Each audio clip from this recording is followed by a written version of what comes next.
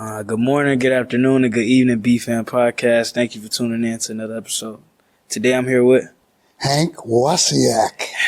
I was trying to figure out how to say your last name this whole time. That's okay. It gets mispronounced all the time. Wasiak. It's a good Polish name. Yeah, I don't know where my name comes from, but it gets mispronounced as well. It's Enix, but it's spelled E-N-O-E-X. Oh, is that how you spell it? It's Yeah. cool. So that's a good Polish name. I'm half Polish and half something else. What do you think the other half is? You're looking Irish. at me. Irish. It's German, German. Italian. Cuban. For real? Cubano. See, Oh, I like that. That's nice. I was a kid in Brooklyn growing up being Polish and Cuban. And it was at the time when all the guys in my neighborhood were at war with all the Spanish kids in the other neighborhood. Yeah. So I used to say, I'm half Cuban. That's Just fun. to No, get my back. mother was Cuban. Josefina Candida Sierra. That's beautiful. Nice name, huh? It is. But, okay, we know you're from Brooklyn. Other than that, you want to just tell us a short, brief story about yourself? Anything that comes to mind? If you Something like an my elevator story is not pitch. short. Huh? My story is not short. How old do you think I am? I looked it up. You did. Yeah, you 88. Not 88. Give me a freaking break. I'm 80 Okay. years old. That's beautiful. And so I've been around since then. And I'm a kid, grew up in Brooklyn. Dad, fireman, mother worked at a kid's store. We had my brother and sister and I. And my grandmother lived with us for a while, my Cuban grandmother, in a small apartment in Brooklyn, third floor. I walk up and there were 5 of us stepping all over each other. So that's the roots. I was a street kid, grew up in the street. And, Yeah. loved it all. Had a good time. It was a great time of life. Okay. You got to your teenage years. How did that go? Teenager? Yeah, let me hear. Oh, good. Had a wonderful time. Got in a lot of trouble. And I went to a Catholic elementary school, Catholic high school, and survived nuns and brothers and all of that. But I was a reasonably good kid, but I headed down some wrong paths sometime. Yeah, as we all do, and that's one thing we need to do to learn. That's You it. know, man, because even when you say you lived in an apartment, 5 people, I was sort of the same way. I lived in an apartment with my mom, my grandma, and my older sister, but it was a 1-bedroom. 1 bedroom. Yeah, so my grandma got the bedroom, my sister slept with my mom, and me and my mom slept on the floor in like one of the like side rooms or whatever. But it was Well, we were lucky. We had 2 bedrooms, but they were tiny. yeah, and growing up like that, it was like I'm more appreciative of it now than I feel like I would be anywhere else. Yeah, Because absolutely. It was a big stepping Same- stone for myself. Same way, and then I think those things never, there's a saying, you can take the boy out of Brooklyn, but you can't take Brooklyn out of the boy. I'm sure the same thing that you say about people from Detroit, but there's something about growing up in a city and being a street kid, at least in my time, that just was there. We went out at 9 in the morning, came home at whenever we did, and that was it. Yeah, for me it was when the street lights came on, Yeah. you had to be back in. But That's it. sometimes That's it. they let you go Yeah. out. I remember I used to play basketball. Basketball was like the mediator in the Yeah. neighborhood, so it's like everybody, let's just come and hoop, even if you can't hoop. And I just found myself, I was like 4 or 5 years old in the street playing with people way older than me. I remember I'd be at my dad's house, it'd be the teenage boys across the street. But when I was at my mom's house, I was playing with people with ankle monitors on. But none of that stuff really means Absolutely. anything to me. And don't lose that. Yeah. Because that all is part of who you are. Yeah. And then you're going to graduate from USC. You're going to get into other worlds and things. I guarantee you will always go back to something there that you're going to remember that ankle bracelet on that guy or whatever. Yeah. And it's one of my oldest friends that I went to school with, he and I still keep in touch. He's exactly my age, and we talk to each other all the time. So, you got a lot of years on me. Mm-hmm. You've been through a lot. How did you stay yourself with everything that you've done? For those that don't know, could you, if you want to, you could slightly tell them what your profession is and what you've All right. done. I am a marketing businessman. I grew up in the advertising business in the Mad Men days. You ever hear of that show, Mad Men? I haven't seen it. Check it out. I got you. It's all about advertising in the 60s and 70s. So Okay. that, from a business point of view, that's where it all started for me. I did not want to go to college. I had no idea I wanted to go. No one in my family had gone to college, and I really wasn't that interested. Or that pressed, yeah. And a teacher that I had in school said, "I think if you don't go to college, you're going to find yourself in another institution." So he did, and he made me go, and I reluctantly went. I went through Catholic high school and grammar school. Yeah. And the person that pushed me to go to college was a Christian brother, Yeah. Brother Merrick. And he said, "I want you to go to college. Just give it a year. If you don't like it, get the hell out. But don't go to any Catholic college. Here's a college." He wanted me to go to a college in Manhattan that was not going to be my prior education. So I did Pace College. I didn't know what I was doing. I went down the list of majors. The first one was accounting. It wasn't me. Second one was advertising. I said, "Hey, I like ads. Yeah. Why not?" Literally, that's it. I checked advertising.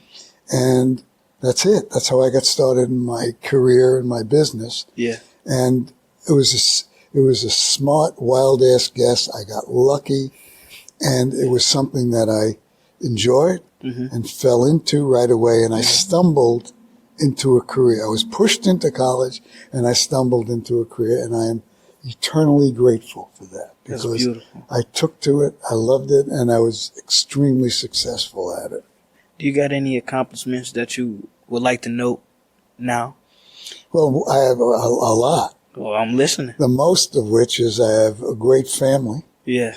And my wife and I have been married for 58 years. My grandparents just celebrated 50. Yeah, oh, wow. That's They got a beautiful. little to go on us. And we have 3 wonderful sons. And I have a grandson.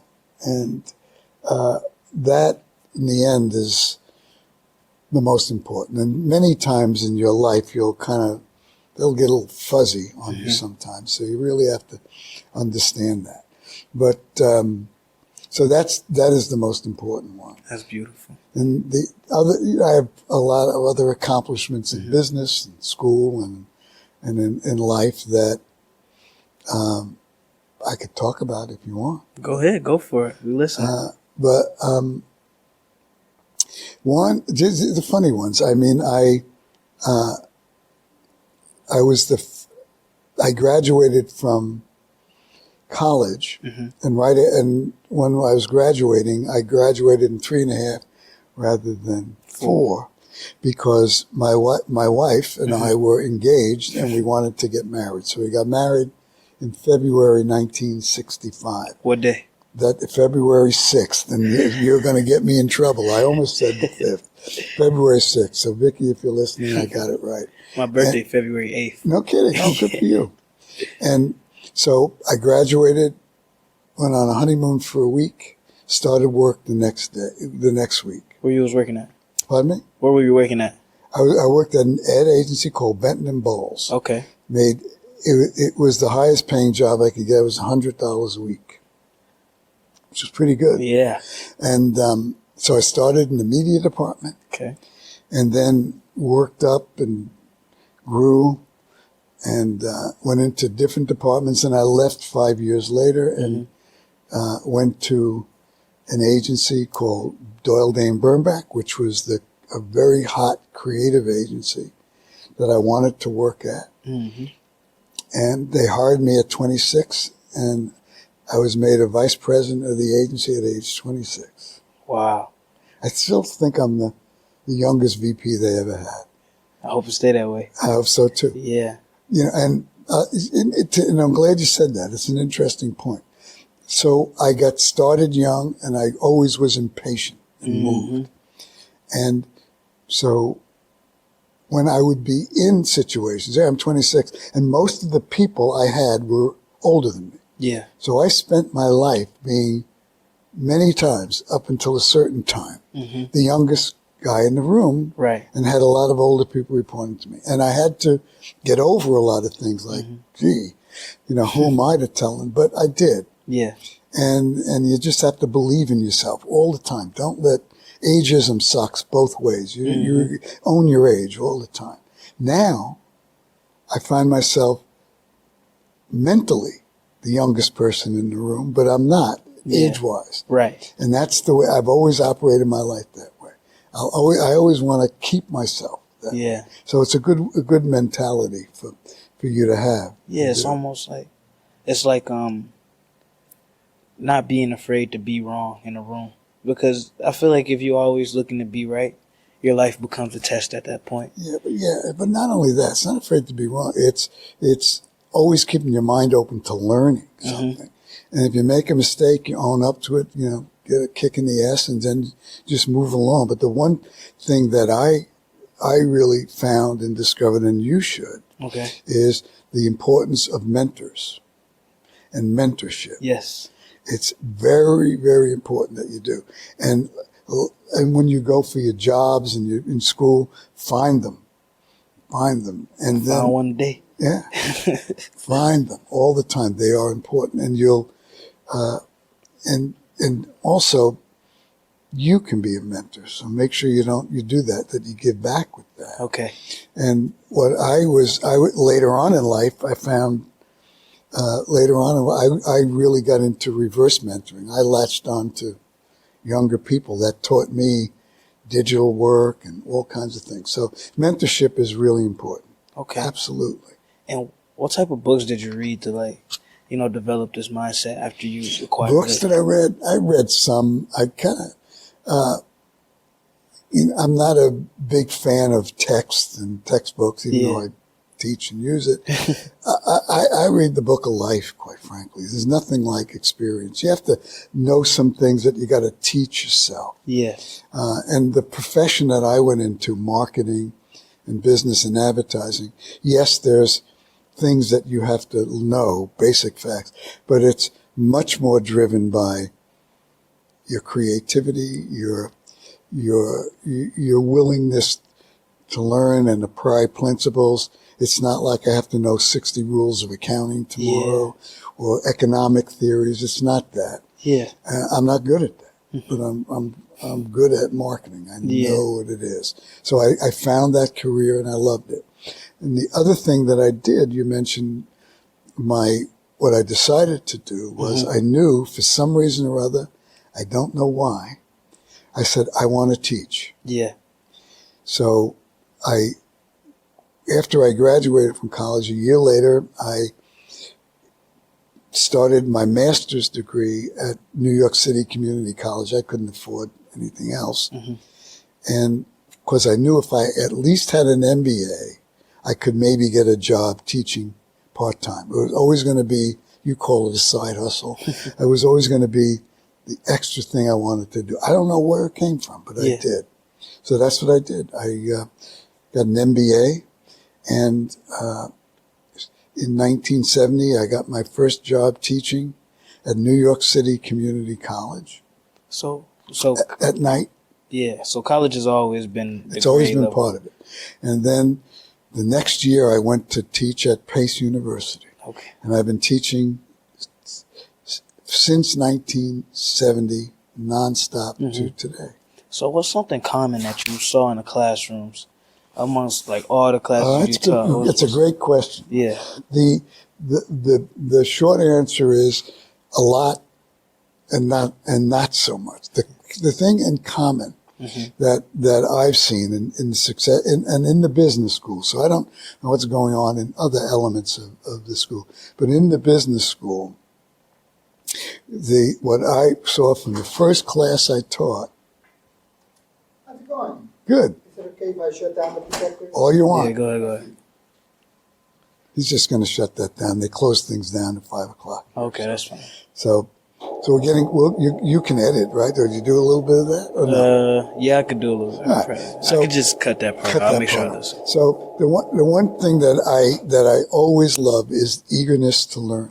I mean, no matter whether it's what decade, the students come into class with, I want to learn, I want to get ahead, and motivation to grow and to do that.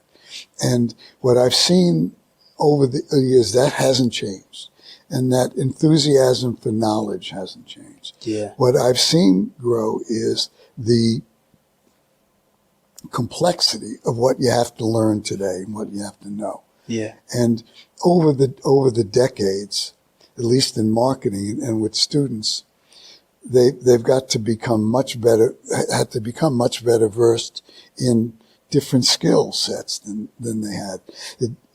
And in the generations that I see now, you have so much coming at you that there's an awful lot of more angst and anxiety than I've seen in prior generations. More opportunity than I've ever seen, but more angst and anxiety and worrying about things too much rather than kicking ass and getting the most you can. You're in college for 4 years. Right.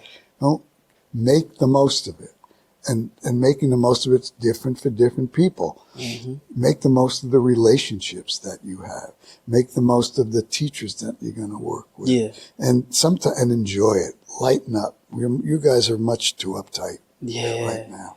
Because a lot of times, even when I see people like worrying about the grades, I talked to you about this. I was like, the way I had to construct it in my mind is, I'm not going to die because of this grade on this test. I'm not gonna let it decide my future. It possibly could, maybe, if anybody's looking for that specifically, but I'm not gonna allow it. It's to the best of my ability. And then there's nothing I can do to change it. What's gone is gone. And don't change that attitude. What's done is done. Yeah, you're right. So I might as well just I had a Yeah. a little post on TikTok that I caught a lot of crap for, which someone asked me, what was your GPA? Yeah.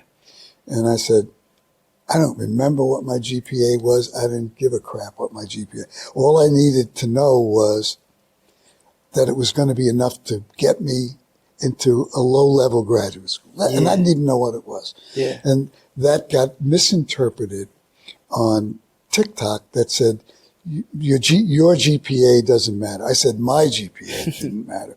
So I took a lot of heat from that. But the GPA matters. Yeah. If you're interested in going to graduate school. Right. And if you have certain professions you want to get into, you pay attention to that GPA and you raise it up all the time. Yeah. But the GPA is in no way Yeah. a measure of what you've learned. Man. I will get in a lot of trouble for saying that here at school sometimes, but a GPA doesn't matter that much when you leave here. Yeah. And I'll tell you, I've hired hundreds of people, and the last thing I ever looked at Is the on their GPA. resume was the GPA. I didn't give a shit about that. But if you want to go to graduate school, do that, fine. Yeah. If GPA is a measure of how you want to measure yourself, fine. But it is not a measure of your success once you leave here. Right. I firmly believe that. Yeah. Now, I'm not encouraging you to get a lousy GPA. No, I'm not gonna go. And work hard. Yeah. And, and it always isn't a measure of how hard you put in, how much work you put into a course. Sometimes you can work your ass off and you just can't ace the test. That happens. It's not life or death. Don't die from it. Before you came in, I was doing a review of a midterm with a student where he didn't do that well. Yeah. And he's probably, I think, in terms of engagement in the class, he's terrific. Right. We have good dialogue. He knows his stuff. He didn't do well on the midterm. And he's just not good at test. And sometimes that's what it is. You can know the information, but being able to regurgitate it spot on within a set amount of time could be a lot on the mental. And a lot of people don't take that into account when they see their test grades. So they just think it's, I must not know it, or I didn't study hard enough. And then they'll go back and start to pound themselves and pound the information in their head and then end up doing worse on the next one because how you felt about the I'll reaction tell you, just keeps if building I on. went back and looked at my GPA, it was probably at best a B. Yeah. That was it. By the way, when I went to college, I had to pay half the tuition, so I had a job. Yeah. And I worked there, and I worked so there was a lot of things on the table. And Right. learning was the most important thing that I wanted to do. And I did.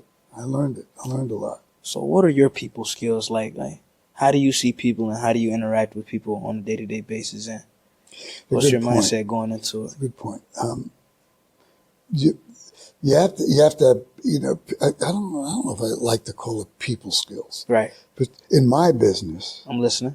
you got to like being with people. Mm-hmm. In the marketing business, you're not stuck in a cubicle by yourself, and you don't do spreadsheets and then go home and do that. It's not that world.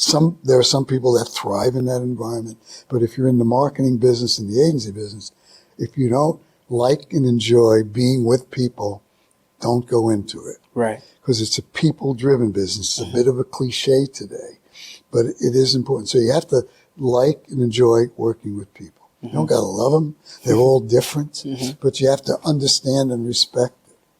And the thing that you have to do, I think, when you deal with people in business in general, but particularly in marketing business, that ego you have? Right. You put it in a box and you leave it at home. Okay. You don't bring it into work with you. Can you define the ego? Ego for me is, I know it all. It's right. And I have a point of view. Not that you don't have a point of view and a personality and who you are. But sometimes when you're in a situation with other people, you can't let your ego get in the way of being open to them. Yeah. And many times it does, especially when you're looking at ideas. And you may look at an idea somebody has and your ego says, I could do that better. But you know what? They may have some validity to it. So you have to not bring that ego and that's your only filter. You got to be part of it. But everyone else's point of view is just as valid as yours. And how do you suggest people go about seeing that other people's values matter? Well, first of all, you have to believe it. Right. You have to believe it. Okay. That their point of view and their right to express it and do it, and their right to argue their point of view and sell it to you is just as valuable as yours. Then you have to make some decisions about whether or not you're going to move on those things. But that's different. Yeah. And what happens when you bring your ego in the room and it's much too big, you stifle points of view. And the one thing that I always like to say is that I love to have, to me, the best discussion about ideas I have is when someone changes my mind and I don't change their mind. Yeah. When you've had that kind of discussion, it's the best because you've opened yourself up, you learned something, you built that into who you are, and you get your minds changed by somebody. Sometimes that doesn't happen, but when it does, that's a great discussion to have. That's great. And so, even in the business world, but like even outside of that, what's the importance of being vulnerable to the people outside of you and Being vulnerable? Yeah, being vulnerable to the world. It's an interesting way you ask it in terms of being vulnerable. The way I read that is being able to admit I'm wrong, I made a mistake, say holy shit, and sometimes break down and cry if you have to. You have to, in order to get empathy, you've got to give empathy. Okay. So you've got to open up. And it's very hard. It's hard for my generation. We weren't, especially, tough guy, boom, you got to be vulnerable, do all of that. You can't be vulnerable. You can't show your emotion. And unfortunately, men suffer from that more than women. Yeah. I think you want to be open. Being vulnerable is you don't want people to step all over you and shit all over you. No. But you want to let people know. You want to not be afraid to say, boy, I made a mistake. or I did this and I shouldn't have done that. And here, how can I fix this? All those things you really have to be open to do. If you're not, you're going to be a very insular person. And by opening yourself to showing your vulnerabilities, what goes along with that is you have to have the guts to ask for help.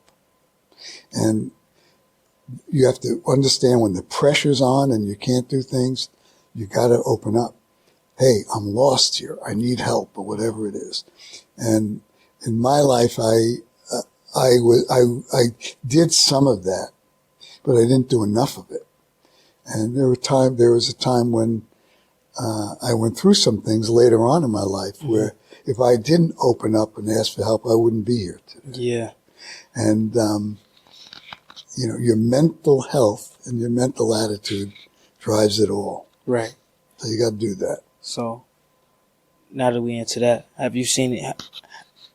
Have you ever helped a student or noticed a student is going through something and just help them open up? Yeah, as all a the person? time. I'm listening. How does that All go? the How does time. that interaction usually go? First thing is I let every student I know that there's no judgment. I'm here. Let me know. Yeah. And I can tell. I can tell when there's some things going on. Mm-hmm. And I've always been that way. Yeah. And because we all have vulnerabilities, as you say, but the reason why I think it's even more important today, and I did that little TikTok video. I'm listening. I did a video. I'm doing some things on TikTok. Mm-hmm. And I simply said, if you're a student in college, struggling with where you are, this video's for you. Mm-hmm. And then, just spontaneous, said, it's probably because you feel like you don't belong, or you're having this or that. And I was first generation. I went through the same thing. I didn't think I was going to be there long. But in the end, you're the only one that knows where you should be. Right. No one else can tell you you don't belong. You'll know if you don't belong. Mm-hmm. That video, that short, so it basically said, you're the arbiter of it. Don't take any crap from anybody. Mm-hmm. And it got 700,000 views. And I was overwhelmed by the emotional outpouring of it. Gee, thanks, I needed that. And then I got to hear this thing called imposter syndrome. Yeah, I was just about to ask you about that next. Which pisses me off beyond no end. Go ahead. Because what does the word imposter mean? Fake, charlatan. You're putting something over on me. Yeah.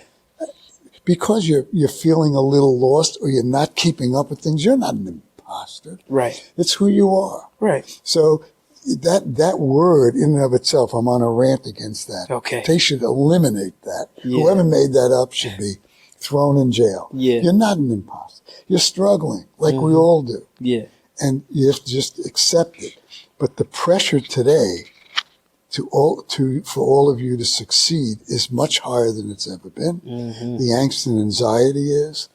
And the reason why you see more of it today is there are more first-generation students in college than ever before. Wow. Than ever before. Mm-hmm. In other words, the first one in my family to go to school. Yeah. I was back in the 60s, but that's much more prevalent today. And yeah, you're first generation, so you don't have role models to compare to, et cetera. So you're put into an environment where you're going to be asked more of you. So it's natural that you may be struggling more.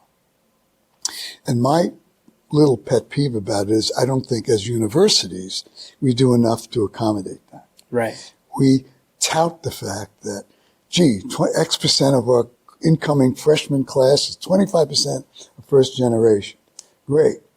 You don't just dump them into a room and say, go for it. Yeah. We have to have the support services for it. And more importantly, professors like me have got to recognize that and say, I respect that, and I'm going to give you extra attention if you need it, and open your mouth and don't be afraid to ask for it. Yeah. So that's what I do all the time and push to do it. That's great.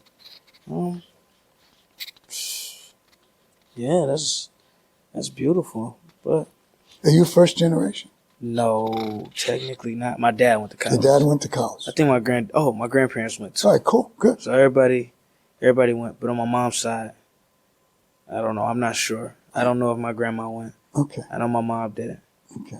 But it was never really a lot of pressure on me to go. Go, okay. The way my parents raised me, I really like how they did it. It was more of a, because I was raised in two separate households. So it was always back and forth, but they always seemed to have an idea of what the other was doing, even if they didn't speak much. Yeah. But the way Well, you were the bridge.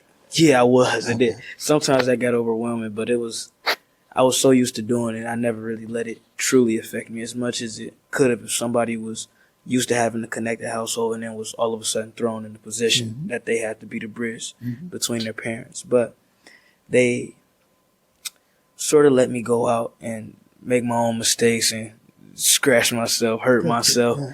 And they'll look at me and say, all right, get up. What you want to do? You want to keep going or you want to change directions? But they also said if you're going to change the direction of anything, you're going to have to not completely burn the bridge, but don't be in between two things trying to pity pat back and forth. You got to commit to something and then stay on that route.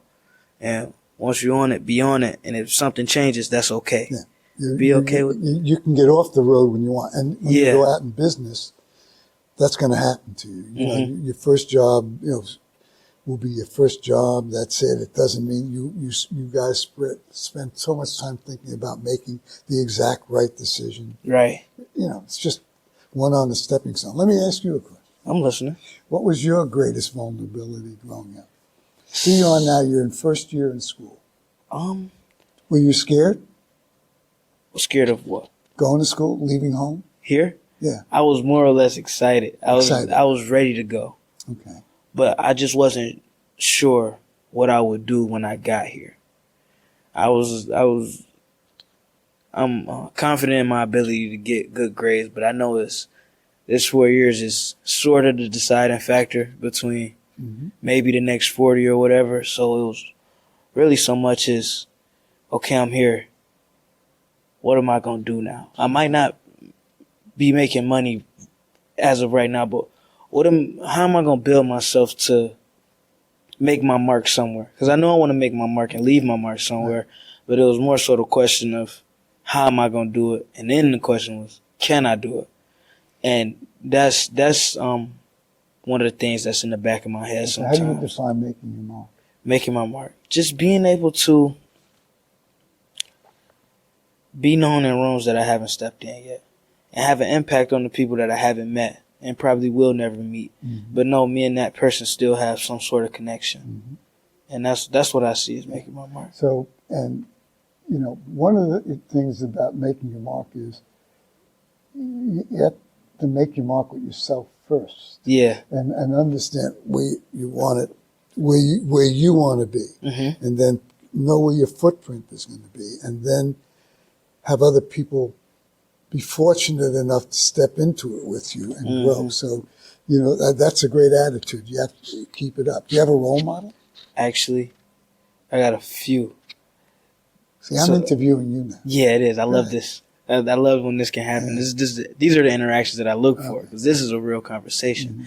But the role models I really look up to will be my granddad, my dad, and then outside of that, I'm not sure. But I do look up to a lot of people. So for you, even you right now, even though I just met you, you inspired me and you made me want to be more of myself. And just having this connection right now lets me know that it's supposed to. Yeah, you made my day, and I'm glad you were so open to doing this. But outside of that, I try to use social media to my advantage, and then I look at people, and I say, okay, I like this aspect of this person.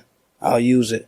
I'll take it, but I won't look at them as a whole person and I won't worship them like a lot of people do. Yeah. People devote their whole life around this one person. I look at them and say, well, what aspects of this person do I like? I'll go grab it. I'll take it.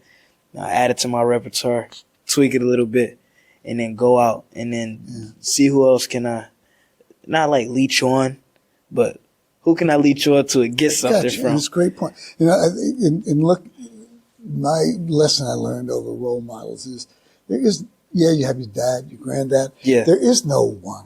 Yeah. You look and see people and you admire things in them. And, I'll tell you the secret. I'm listening. And that when you admire something in someone else, it's something that you want to admire, and you're reflecting yourself. So there's a thing we've written a couple of books about positive thinking. Okay. And the thing that it talked about was you should create a Mount Rushmore, Okay. and 4 people at any given time. Sometimes they can change. Who's on your Mount Rushmore? Who are you looking up to? Who you want to emulate? Whose values do you want to pull? And it'll be unlike the permanent Mount Rushmore, you have you have your granddad and dad that are up there, but you can put other people on it. Yeah. And then always be looking at it, because the qualities you admire in them are the qualities you want that you have embedded in yourself that haven't come out yet. Yeah. So that's it's a good thing that you do that, and don't, and it'll change. It will change. Some of my Mount Rushmores have changed a lot sometimes. Can you give us a few? Huh? Can you give us a few? Well, my dad was definitely one, Of course. and my mom too. They just love them. They were both, my dad was a fireman. My mom was worked in a store, so I love that. Yeah. I had a great professor in school who was on my Mount Rushmore, a guy named Dr. Stanley Mullen, who inspired me to go into teaching Right. and do that. And different role models in business that I've had, partners that I've worked with, all came in and out. My wife is on there. Yeah. Took her off a couple of times, who knows?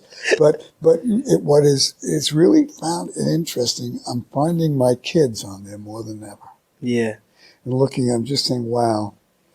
Not because of, it's just because I would just admire who they become as men. And my grandson's, what he's doing. And, so it changes. But, in terms of the big idol of some, if I were to pick one that I would say, God, if I could really have the stamina and just what that person went through, would be Winston Churchill, quite frankly, during World War II. Yeah. And what he did. So that's from my generation. But it changes a lot. Yeah. So, as a father and a grandfather, what's your philosophy on raising a child? That's a great question, Rosen. It's not spare the rod, spoil the child, but it's discipline. It's discipline. Your kids need a framework and discipline, and you've got to give them a moral compass, and in the end, that's what you're there for. Yeah. To start them out right. And then you have to guide them and do that. And I had kids young. So when we were in our early 21, 22, our first, we had kids.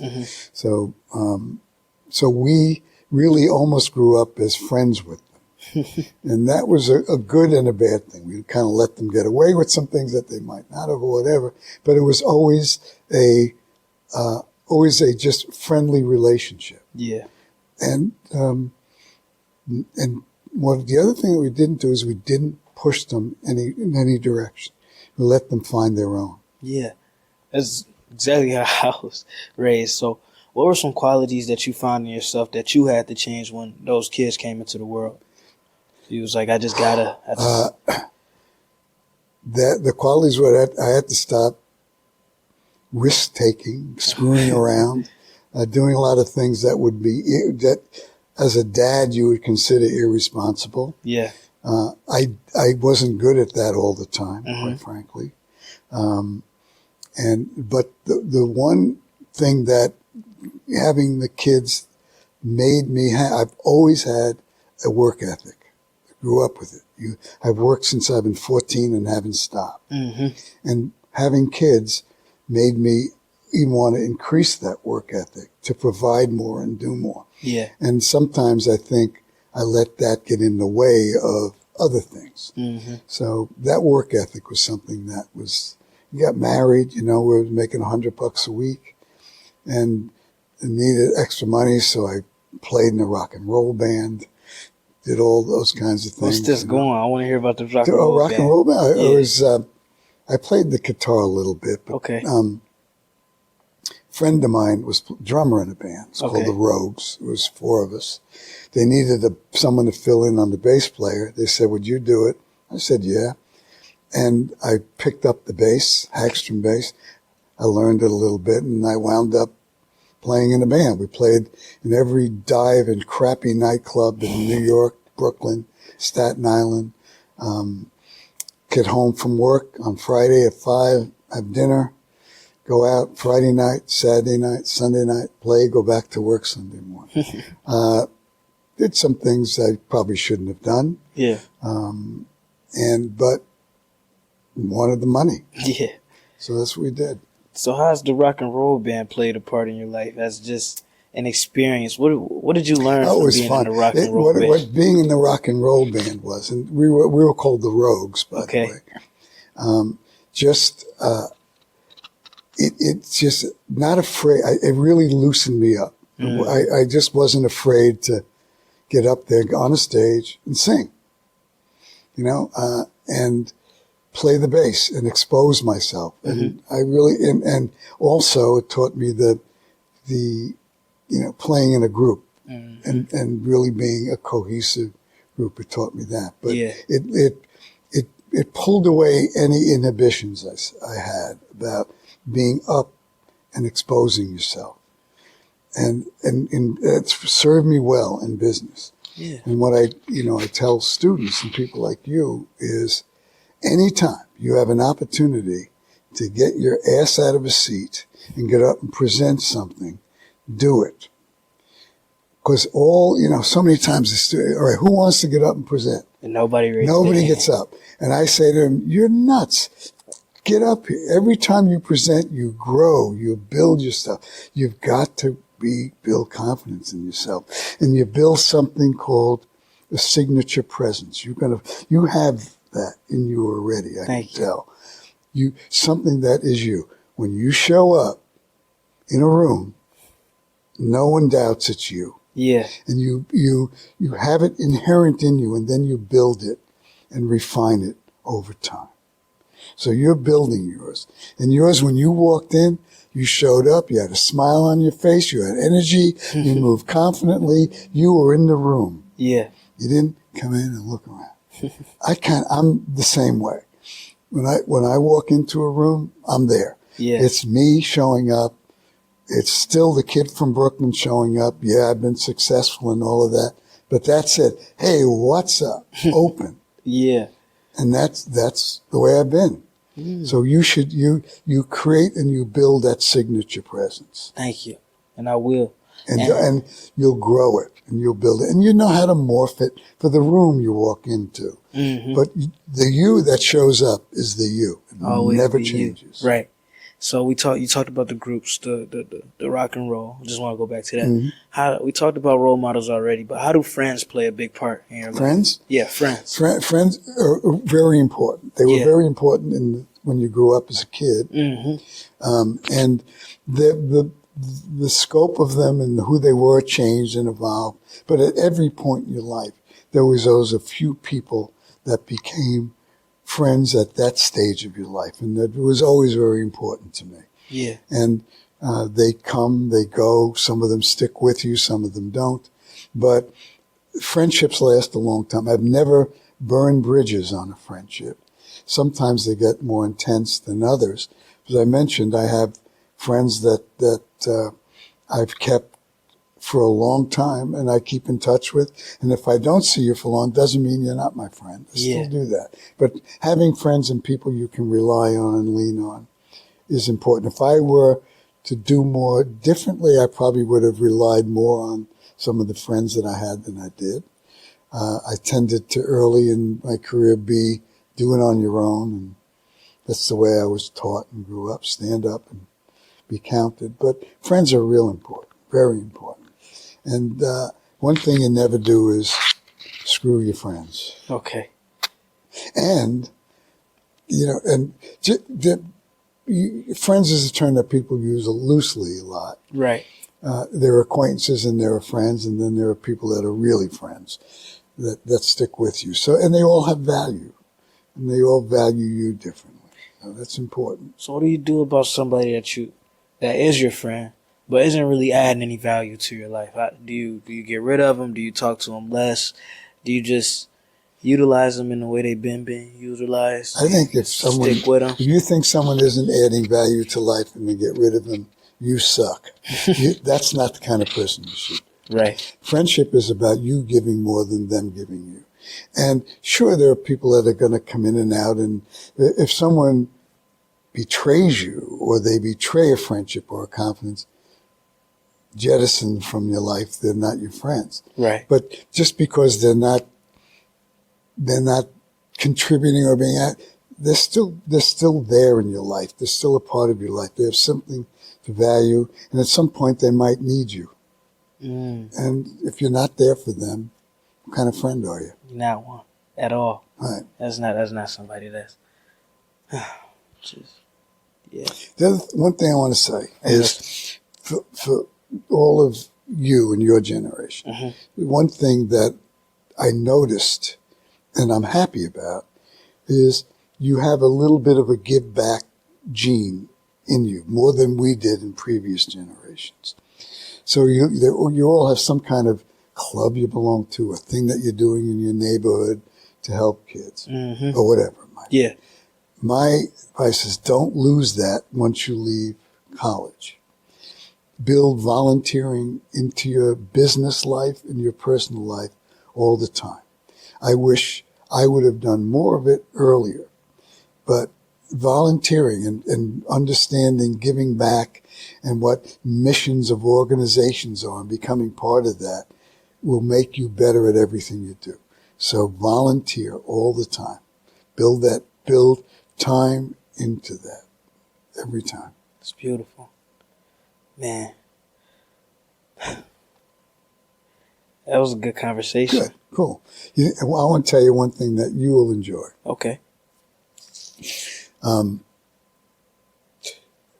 then we'll end with this one, but it's a good lesson. Go ahead. And we'll come back for more. Heck yeah, we'll get a part 2 in. We'll get some other subjects that I want to talk about. Okay. But this is one where I was doing interviews for a television show. I was hosting a TV show in New York from our agency. It was called Cool in Your Code, which we went through New York, like most cities, it's not a big city, but it's made up of blocks and neighborhoods, and everybody had all. So we built a show around that. And one of the segments of the show was something called Back on the Block, where we interviewed celebrities, New York celebrities, but not interviewed. We took them right to where they were born and interviewed them in front of the apartment or in whatever it was. And it was a great thing. And I won 5 Emmy Awards for the show. And the first Emmy Award involved being the best host in New York City. I'd never been in front of a camera. And the person that I interviewed was Master Killer from the Wu-Tang Clan. Wow. So here I am, 62, me with Master Killer. So I went back. I got to know, his name is Jamal Arif. I understood all of that. We got to meet. We sat down in the park right across the street from where he grew up in his high school.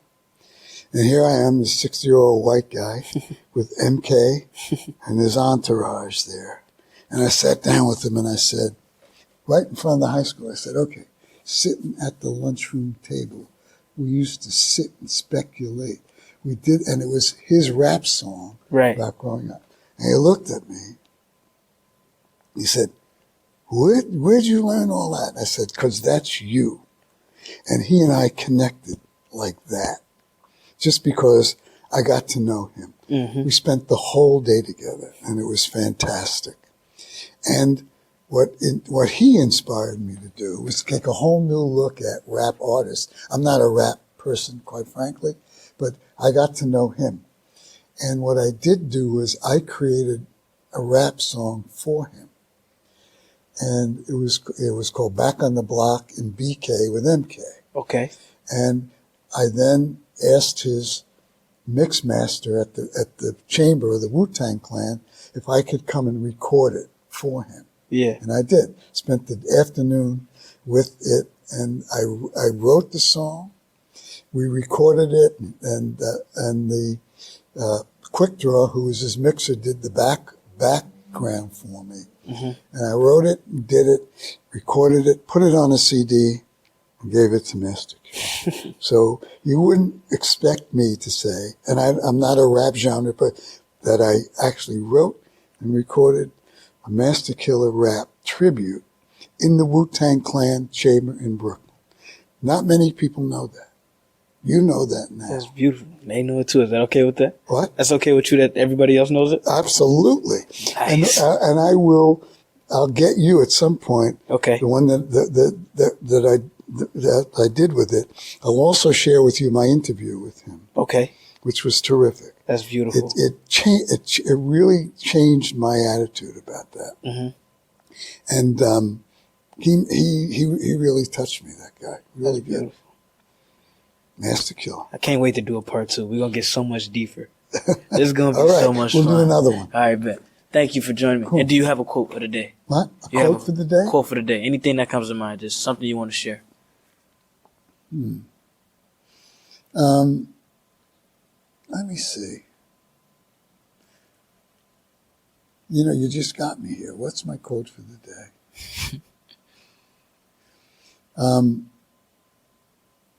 Yeah, I guess it would be, all right, the one I started out with. Okay. You can take the boy out of Brooklyn, but you can't take the Brooklyn out of the boy.